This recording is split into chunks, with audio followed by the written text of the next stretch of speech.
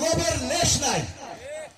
BNP যারা করে, প্রকৃত বিএনপিকে যারা ভালোবাসে, যারা জাতীয়তাবাদী আদর্শকে বুকে লালন পালন করে, যারা শহীদ প্রেসিডেন্ট জিয়াউর রহমানকে যারা মনে ধারণ করে, তারা কোনো সময় লোভী ব্যক্তি হতে পারে না।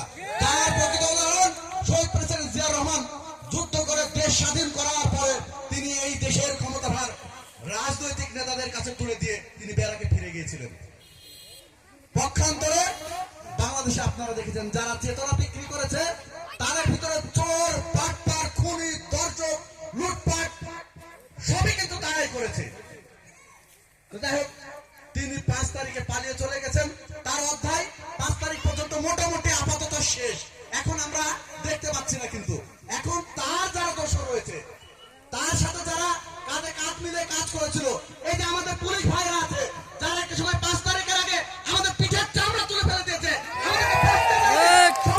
করতে দেয়নি। কি সুন্দর আজকে দেখেন আপনাদের কি ভদ্র ব্যবহার, আপনাদেরকে কিন্তু পাহারা দিচ্ছে। 5 তারিখের আগে হলে কিন্তু এখানে তারা বসে থাকতে পারতেন না। এদের